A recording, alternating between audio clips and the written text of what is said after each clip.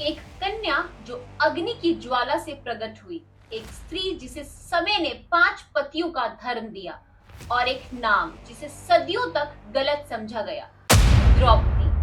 क्या ये सिर्फ एक वचन का परिणाम था या फिर कोई रहस्य जो आज भी छिपा है समय की परतों में?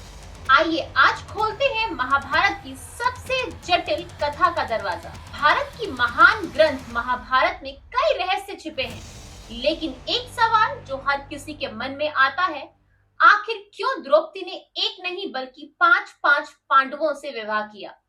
क्या यह कोई श्राप था या कोई वरदान या फिर कोई पूर्व जन्म की कहानी? चलिए जानते हैं इस रहस्यमय पुराण कथा को शुरुआत से। द्रौपदी का जन्म किसी सामान्य स्त्री की तरह नहीं हुआ था। वह अग्नि से उत्पन्न हुई थी।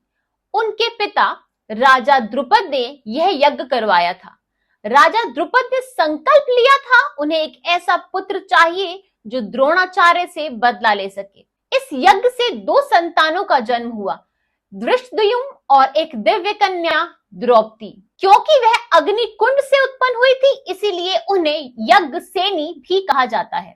द्रौपदी के स्वयंवर की चर्चा पूरे आर्यावर्त में फैली थी। राजा द्रुपद ने एक कठिन परीक्षा रखी, एक घूमती हुई मछली की आंख में निशाना लगाना, लेकिन वह नीचे रखे जल में देखकर लगाना था।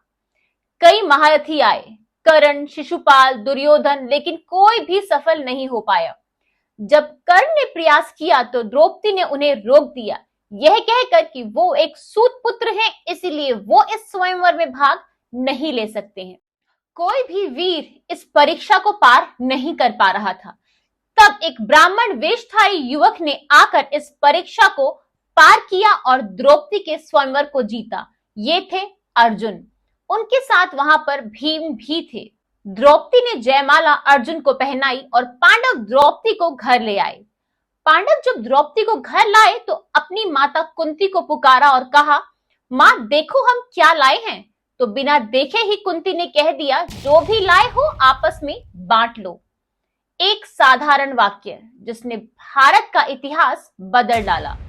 अब सामने एक धर्म संकट खड़ा था कि मां के वचनों का पालन हो या नारी धर्म का। जैसे ही कुंती ने देखा कि वह कन्या है, उन्होंने क्षण भर को मौन साध लिया। उनके चेहरे पर चिंता की रेखाएं उभर आई।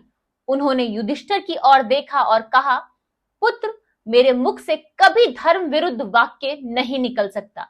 क्या आज मुझसे कोई भूल हो गई है? क्या मैंने अधर्म की बात कह दी है? तब युधिष्ठिर ने हाथ जोड़कर माता कुंती को उत्तर दिया, नहीं माता, आपसे कोई भी त्रुटि नहीं हुई है। आप कभी भी कोई अधर्म की बात कर ही नहीं सकती, और मैं जो स्वप्न में भी अधर्म को स्वीकार नहीं करता, मुझे इसमें कोई आपत्ति नहीं दिख रही, इसलिए ये अधर्म हो ही नहीं सकता। और फिर उन्होंने कहा, आपकी आज्ञा के अनुसार हम 5 ही द्रौपदी से विवाह करेंगे और द्रौपदी हम सभी की पटरानी बनेगी। आपके हर वचन का पालन किया जाएगा। इसके बाद पांडव और द्रौपदी के पिता राजा द्रुपद के पास गए, उनका आशीर्वाद लेने और इस निर्णय की अनुमति मांगने। लेकिन राजा द्रुपद कैसे अपनी पुत्री का विवाह 5 पुरुषों से कर देते? उनका आपत्ति जताना तो स्वाभाविक ही था। राजा द्रुपद असमंजस में थे। उन्होंने कहा, अर्जुन ने द्रौपदी को स्वयंवर में जीता है तो वही उसका पति होगा। मैं अपनी पुत्री का विवाह 5 पुरुषों से कैसे कर सकता हूं? तब सभी लोग वहां पे असमंजस और धर्म संकट में खड़े थे, इसलिए महर्षि व्यास को बुलाया गया। महर्षि व्यास वहां पहुंचते हैं और उन्होंने राजा द्रुपद को कहा कि मुझे आपसे एकांत में कुछ वार्तालाप करनी है। वो राजा द्रुपद को अपने साथ ले गए। महर्षि व्यास ने राजा द्रुपद से कहा कि यही द्रौपदी का भाग्य है। द्रौपदी ने ही पिछले जन्म में 5 पतियों की कामना की थी, इसी कारण इस जन्म में उसको ये वरदान मिला है। हे राजन, ये विधि का विधान है। ब्रह्मा जी ने स्वयं द्रौपदी के भाग्य में 5 पतियों का योग लिखा है। यह विवाह कोई साधारण निर्णय नहीं, बल्कि पूर्व जन्म में भगवान शिव द्वारा दिया गया वरदान है। राजा द्रुपद मौन हो गए और नियति के आगे सिर झुका दिया। इस बात को धर्म मानकर और महर्षि व्यास के परामर्श से तय हुआ द्रौपदी की 5 पांडवों की पत्नी बनेगी। लेकिन यह निर्णय सिर्फ एक गलती या शब्दों के कारण नहीं लिया गया था। इस निर्णय के पीछे छुपी थी एक पुरानी कथा जो महर्षि व्यास ने बताई थी राजा द्रुपद को। एक पौराणिक कथा के अनुसार पिछले जन्म में द्रौपदी नलायनी थी। पूर्व जन्म में द्रौपदी ने शिवजी की तपस्या की और उनसे वरदान मांगा कि उसे एक ऐसा पति मिले जो बुद्धिमान, बलवान, धनवान, धर्मात्मा और सुंदर हो। शिवजी ने कहा ये सब गुण एक व्यक्ति में नहीं हो सकते, इसीलिए तुम्हें 5 बार विवाह करना होगा। इसीलिए द्रौपदी का अगला जन्म हुआ और वो बनी यज्ञसेनी और 5 पांडवों की पत्नी बनी। युधिष्ठिर धर्म, भीम बल, अर्जुन कला, नकुल सुंदरता और सहदेव बुद्धि। इसी कारण से द्रौपदी को पांचाली भी कहा जाता है। लेकिन अब 5 पतियों के साथ आखिर द्रौपदी जीवन निर्वाह कैसे करेगी? इसीलिए द्रौपदी के साथ रहने के लिए भी पांडवों ने एक नियम बनाया। ये नियम था कि द्रौपदी एक पूरा वर्ष एक पांडव के साथ ही बिताएगी और अगर उस बीच में कोई दूसरा पांडव उनके कक्ष में बिना अनुमति आएगा तो उसे वनवास जाना होगा। यही कारण था कि एक बार अर्जुन को भी वर्षों का वनवास झेलना पड़ा था जब वो द्रौपदी और युधिष्ठिर के कक्ष में बिना अनुमति किसी जरूरी बात पर वार्तालाप करने के लिए पहुंच गए थे।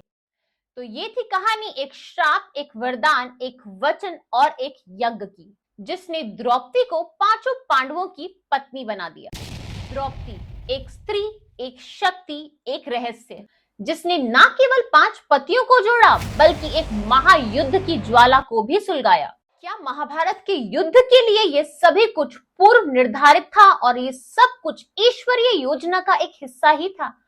आपके इसके बारे में क्या विचार है? आप सोचिए और हमें कमेंट सेक्शन में जरूर बताइएगा। अगर आज की ये पौराणिक कथा आपको अच्छी लगी है तो please like, share and comment and yes, ऐसे ही और मिस्टीरियस कहानियों के लिए, कथाओं के लिए, माइथोलॉजिकल टेल्स के लिए हमारे चैनल को सब्सक्राइब करना मत भूलिएगा। Thank you.